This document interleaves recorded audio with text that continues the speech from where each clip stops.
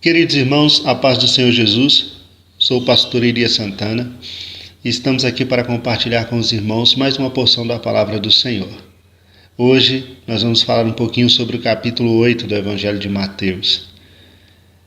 Mateus, após apresentar Jesus como rei nos capítulos de 1 a 4 e após apresentar os princípios do reino nos capítulos 5 e 7, ele vem nos capítulos de número 8 e 9 apresentar o poder deste rei. E ele o faz relacionando nestes capítulos 10 milagres realizados por Jesus. Vale observar que Mateus ele não tinha a preocupação de fazer o registro desses milagres seguindo a uma ordem cronológica, seguindo a ordem de como os fatos se deram. Mateus aqui ele apresenta uma ordem própria para a apresentação desses acontecimentos, dividindo-os em 3 grandes seções. A primeira seção do registro desses milagres revela a manifestação da graça de Cristo aos rejeitados. A segunda seção, ela traz a paz de Cristo para os atribulados. E uma terceira seção, onde os milagres ali registrados revelam a restauração de Cristo para aqueles que estão devastados. Diante da leitura dos capítulos 8 e 9 de Mateus, talvez nos venha à mente a pergunta: por que Jesus realizou milagres? Qual o objetivo dos milagres realizados por Jesus Cristo? Em primeiro lugar, meus irmãos, eu tenho que ter em mente que Deus ele não está preocupado apenas em salvar o homem. Deus quer salvar, e esse é o principal objetivo de Deus, resgatar o homem dos seus pecados. Mas há também uma preocupação de Deus com o nosso bem-estar físico, temporário nessa terra. Veja que Jesus, logo no começo do seu ministério, ele ministrava não somente a alma das pessoas, mas também ministrava o corpo das pessoas. No capítulo 4, nós vimos que Jesus percorria toda aquela região da Galileia, ele ensinava nas sinagogas, ele pregava o evangelho do reino, ele ministrava a alma das pessoas, mas ele também curava todas as enfermidades e males que havia entre o povo. Todos aqueles que sofriam acometidos de várias enfermidades, tormentos, endemoniados, lunáticos, paralíticos, todos eram trazidos a Jesus e Jesus os restaurava. Deus também está preocupado com o nosso bem-estar físico. Em segundo lugar, nós temos que ter em conta que os ensinos e as ministrações de Jesus aos judeus demonstravam que ele era de fato o Filho de Deus enviado a este mundo. E este fato era corroborado exatamente pelos milagres realizados por Jesus Cristo. É certo que milagres em si mesmo, eles não servem para provar que alguém seja de fato enviado por Deus. Porém, em se tratando de Jesus Cristo, esses milagres, eles eram cumprimento das profecias messiânicas do Velho Testamento. E em terceiro lugar, Jesus realizava milagres, irmãos, porque os milagres eram sermões práticos. O principal objetivo de Jesus era fazer com que as pessoas chegassem ao conhecimento da verdade salvadora de Deus. E os milagres, eles impressionavam as pessoas, levando-as a refletir sobre quem era Jesus. Lembra de Nicodemos? Foi ter com Jesus à noite. Ele disse: Senhor, eu sei que tu és mestre vindo de Deus, porque ninguém pode fazer os sinais que tu fazes se Deus não estiver com ele. Creia, meu irmão, que assim como as pragas que assolaram o Egito nos dias de Moisés, os milagres de Jesus foram julgamento contra os judeus. Agora este povo deveria encarar os milagres incontestáveis de Jesus e tomar uma decisão em suas vidas. Os líderes religiosos eles decidiram por apontar que Jesus estava agindo por Satanás, por Beelzebu. Nicodemos, por sua vez, ele olha e diz: Deus é com ele. Deus é com ele. De Cafarnaum, Jesus disse: olha, se os milagres que tivessem ocorrido aqui, ou melhor, se os milagres que ocorreram aqui tivessem ocorrido em Sodoma, essa cidade não teria sido destruída. Por fim, meus irmãos, Jesus não realizava milagres para atrair as multidões. Pelo contrário, quando ele realizava um milagre, ele dizia: olha, não conte nada para ninguém, não faça alarde, porque Jesus queria que as pessoas crescem nele, não pelo que ele realizava, mas pela palavra que ele pregava. A fé vem pelo ouvir e o ouvir da palavra de Deus. Vamos então ao capítulo 8 do Evangelho de Mateus. Logo no início do capítulo 8 do Evangelho de Mateus, nós encontramos 3 milagres de Jesus. É a primeira sessão de milagres que Mateus retrata aqui em seu Evangelho. Esses 3 milagres tratam da purificação de um leproso, da cura de um servo de um centurião romano e da cura da sogra de Pedro. Talvez você pergunte o que há em comum entre essas 3 pessoas. O que há de comum entre estes 3 milagres realizados por Jesus? Ora, meus irmãos, para os judeus na época de Jesus, os leprosos, os gentios, as mulheres eram consideradas pessoas excluídas da sociedade. Eram pessoas marginalizadas, sem nenhum valor social. Para se ter uma ideia, todos os dias pela manhã, os líderes religiosos, eles faziam a seguinte oração: Deus, eu te agradeço por não ter nascido mulher. Te agradeço por ser homem e não mulher. Eu te agradeço por ser judeu e não ser gentio. Mulheres, gentios, leprosos estavam todos jogados na mesma vala comum do desprezo, da marginalização. E nesse primeiro milagre de Jesus, nós vemos que um leproso se aproxima de Jesus.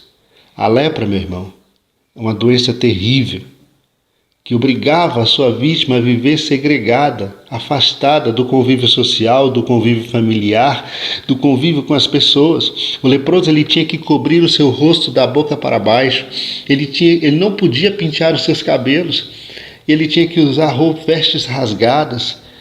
Aquele homem ele tinha que gritar imundo, imundo, toda vez que alguém se aproximasse dele, para que as pessoas pudessem saber que ali estava um leproso.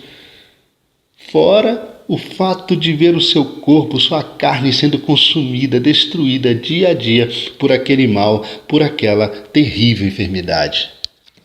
Agora esse homem se aproxima de Jesus.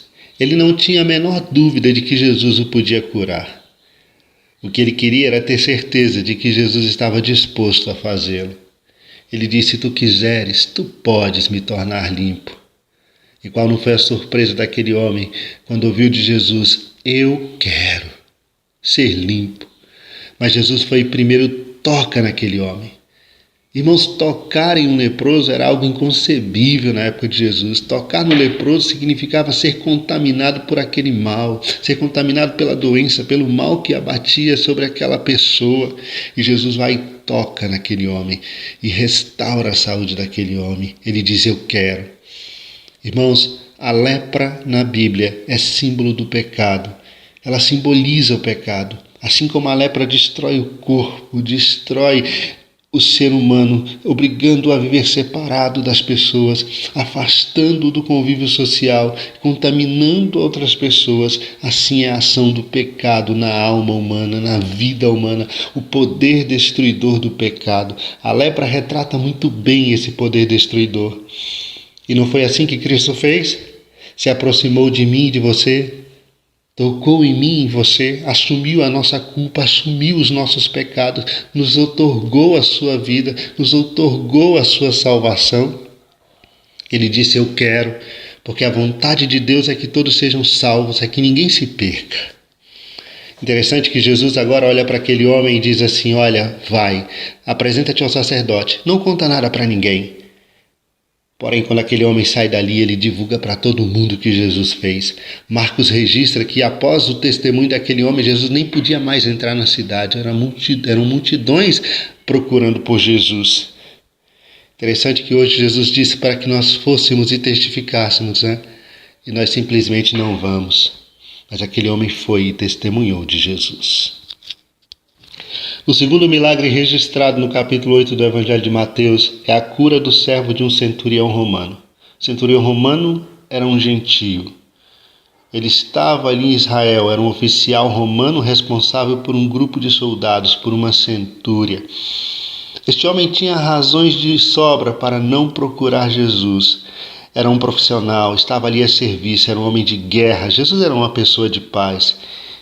Ele era gentio, Jesus era judeu. Judeus e gentios não se comunicavam, não tinham esse relacionamento. Um judeu jamais poderia entrar na casa de um gentio. segundo a tradição, contaminaria. Se bem que Jesus não estava muito preocupado com as tradições judaicas. Ele queria resgatar vidas, libertar vidas.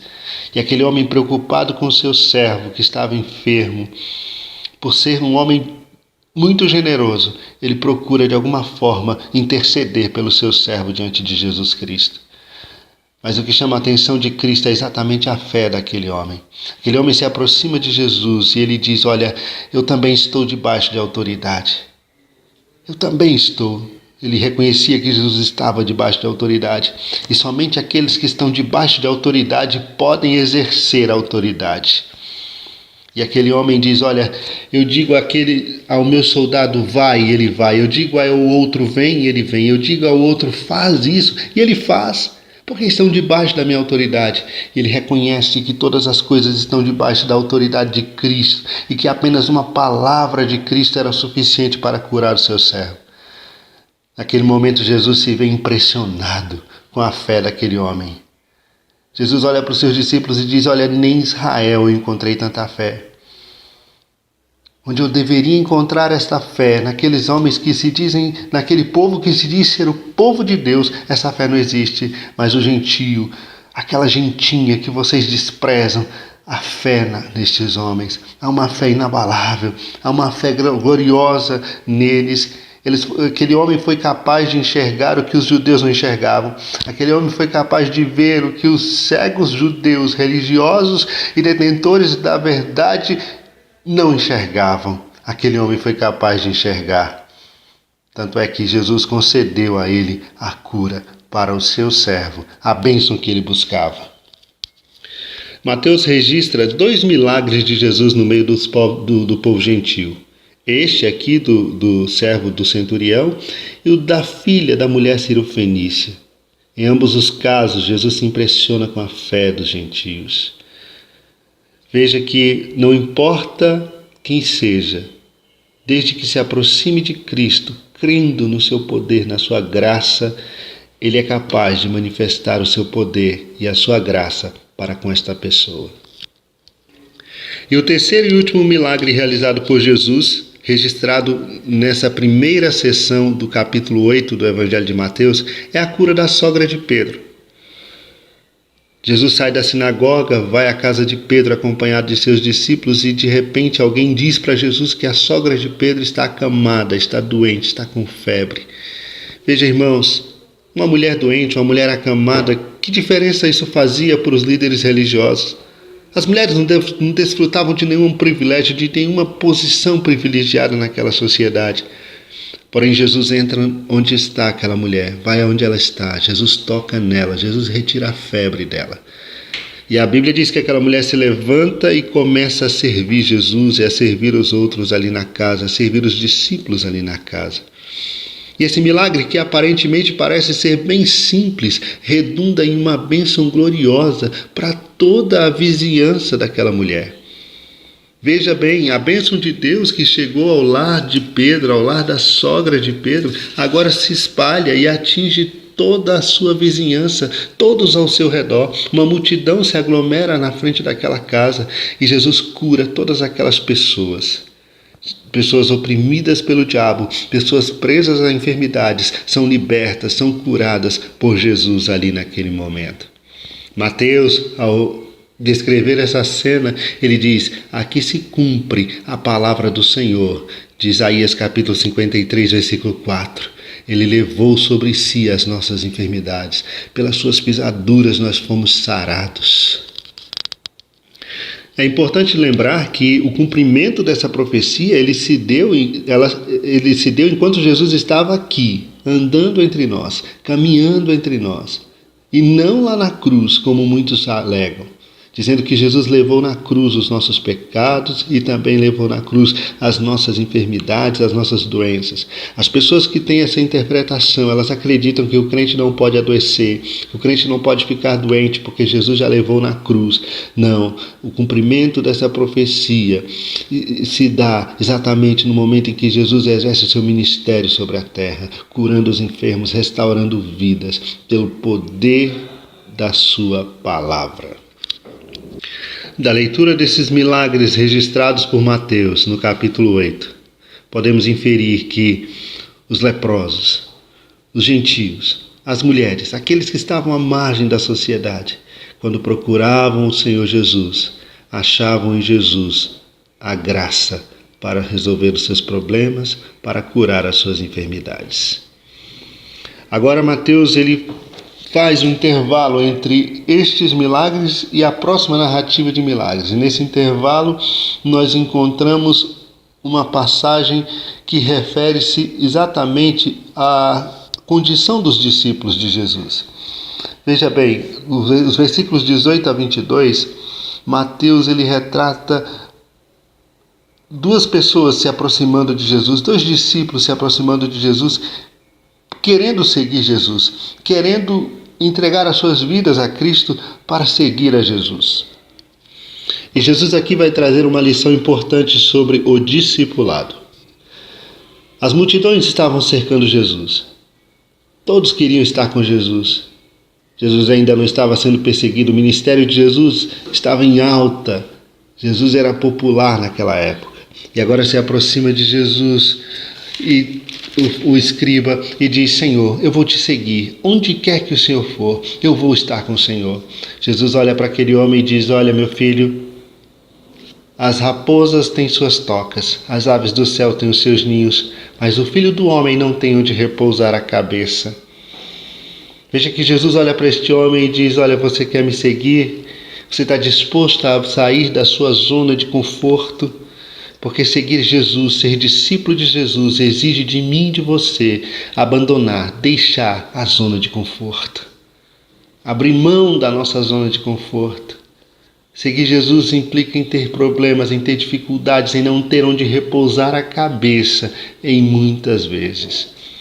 Não ter onde reclinar a cabeça, muitas vezes. Há um preço a se pagar por seguir a Cristo. E talvez aquele homem não tivesse essa compreensão. O outro discípulo ele se aproxima de Jesus e ele diz: eu vou te seguir, mas deixa eu primeiro sepultar meu pai. Jesus olha para aquele homem e diz: deixe que os mortos sepultem os seus próprios mortos. Você vem e prega o reino. Veja que Jesus aqui não está dizendo para aquele homem: olha, abandone seu pai, deixe seu pai para lá. Seu pai não é importante. Não é isso que Jesus está dizendo. Jesus está dizendo: você tem que rever as suas prioridades. O reino de Deus é urgente. Não significava aqui que o pai daquele homem já tinha morrido e já estava no cemitério para ser sepultado. Não é isso. Aquele homem estava dizendo: olha, Senhor, deixa eu cuidar do meu pai está aí, deixa eu cuidar dele, depois que eu cuidar dele, que ele morrer, aí sim eu vou ter tempo, aí eu vou fazer a tua obra, eu vou te seguir. Jesus disse: não, é urgente, deixe que aqueles que estão mortos espirituais façam isso, você não, você tem que pregar o reino de Deus. O reino de Deus é para ontem, meus irmãos. O reino de Deus é para ontem. Nesse texto, Mateus utiliza pela primeira vez a expressão Filho do Homem. É uma expressão messiânica que veio lá do livro do profeta Daniel acerca de Jesus Cristo. Revela a humanidade de Cristo. Revela o fato do Verbo que se fez carne e habitou entre nós. O segundo Adão veio para salvar o homem dos seus pecados, para morrer pelo pecado da humanidade, para assumir a culpa da humanidade e morrer pelos pecados da humanidade. Que Deus nos abençoe, que a palavra do Senhor permaneça firme em nosso coração. Vamos continuar firmes nas leituras dos textos bíblicos do Novo Testamento durante esse ano de 2019 e Deus vai nos fazer crescer em graça, no conhecimento do Senhor, para a honra e glória do nome de Jesus. Fique com Deus, a paz do Senhor Jesus.